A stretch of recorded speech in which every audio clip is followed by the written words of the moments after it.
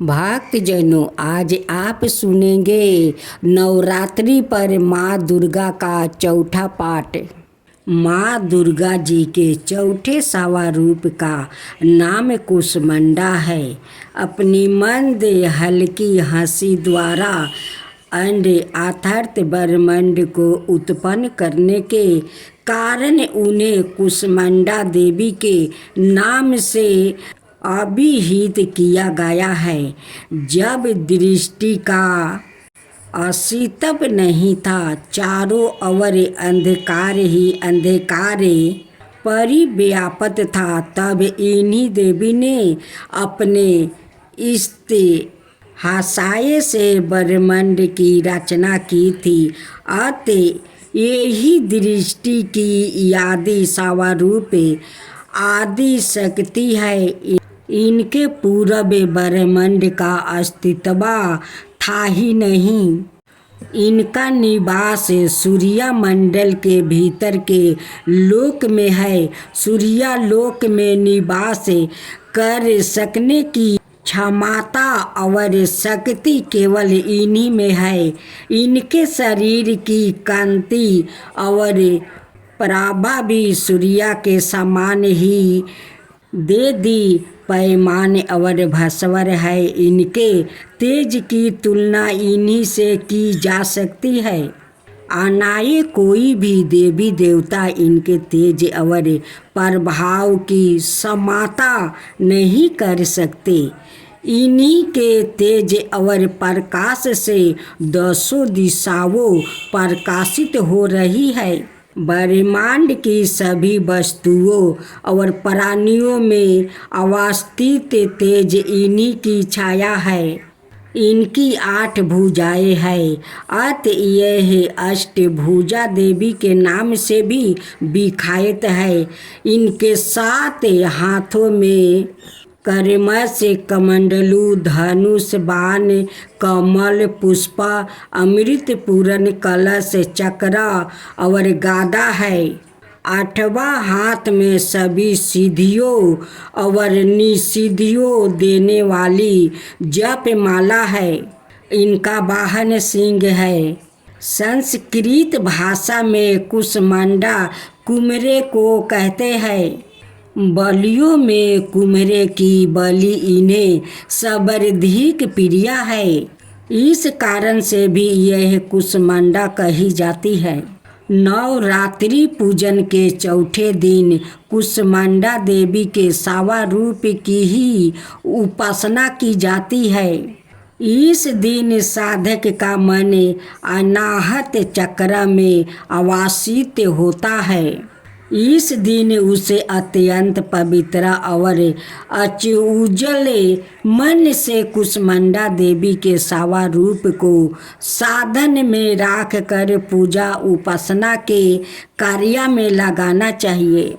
माँ कुष्मांडा की उपासना से भक्तों के समस्त रोग शोक विनाश हो जाते हैं। इनकी भक्ति से आहु, यश, बल और आरोग्य की वृद्धि होती है। माँ कुष्मांडा अतिलप सेवा और भक्ति से भी प्रसन्न होने वाली है।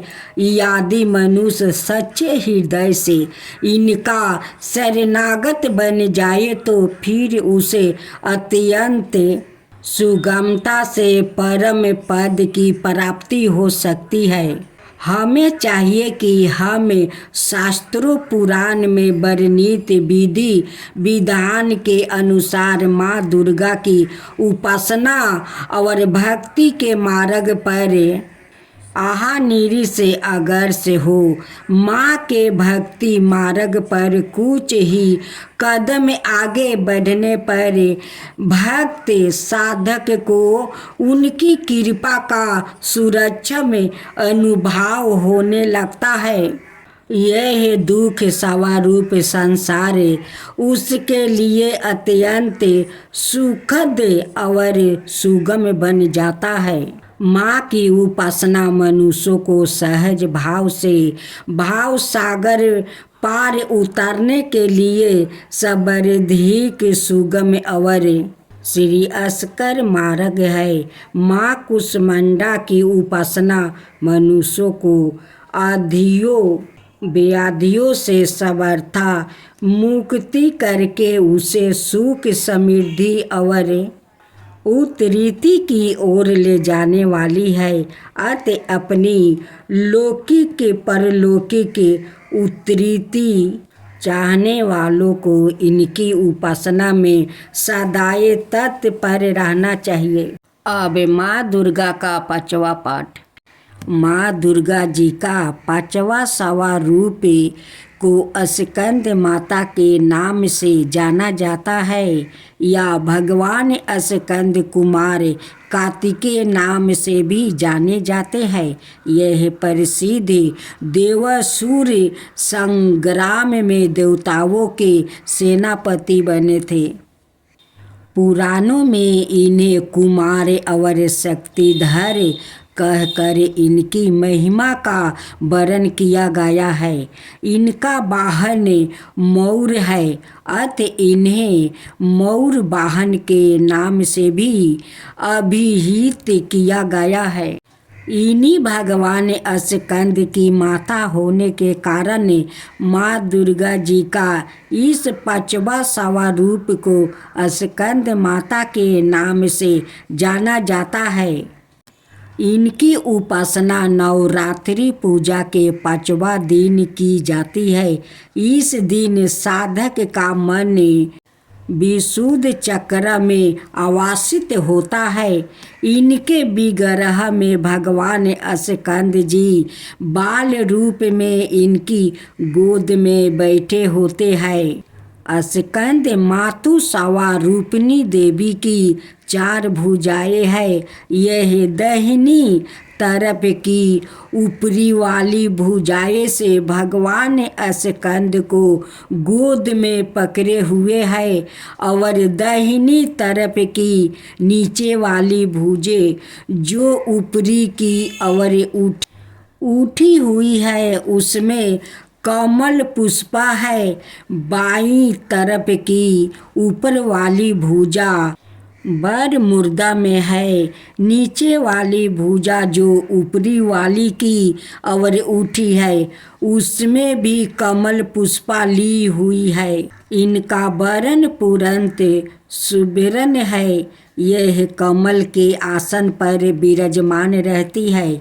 इसी कारण से इन्हें पद्मासना देवी भी कहा जाता है। सिंह भी इनका वाहन है। नवरात्रि पूजन के 5वां दिन का शास्त्रों में पुष्कल महताब बताया गया है। इस चक्र में आवासित मन वाले साधक की समस्त ब्रह्म क्रियाओं और चित्तवृत्तियों लोप हो जाता है। ओ विशुद्ध चैतन्य स्वरूप की अवर अक्सर हो रहा होता है। उसका मन समस्त लौकिक सांसारिक मायिक बंधनों से बेमुक्त होकर पद्मासना माँ स्कंद माता के स्वरूप में पूरित इस समय साधकों को पूर्ण सावधानी के साथ उपासना की और अक्सर होना चाहिए। उसे अपनी समस्त ध्यान वृत्तियों को एक ग्रह रखते हुए साधन के पथ पर आगे बढ़ना चाहिए। माँ स्कंद माता की उपासना से भक्ति की समस्त इच्छाएं पूर्ण हो जाती है। इस मृत्यु लोक में ही उसे परम शांति और सुख का अनुभव होने लगता है। उसके लिए मोक्ष का द्वार स्वयं सुलभ हो जाता है। स्कंद माता की उपासना से बल रूप स्कंद भगवान की उपासना भी स्वयं हो जाती है। यह विशेषता केवल इन्हीं को प्राप्ति है। अतः साधक को स्कंद माता की उपासना की और विशेष ध्यान देना चाहिए। सूर्य मंडल की अधिष्ठित्री देवी होने के कारण इनका उपासक अलौकिक तेज और कांति से संपन्न हो जाता है। एक अलौकिक प्रभाव मंडल अदृश्य भाव से सदाए उसके चतुर्दिक परिव्याप्त रहता है। यह प्रभा मंडल प्रतिक्षण उसके योग क्षेमा का निवारण करता रहता है। अतः हमें एक ग्रह भाव से मन को पवित्र राख कर माँ की चरणों में अनेक का प्रयत्न करना चाहिए।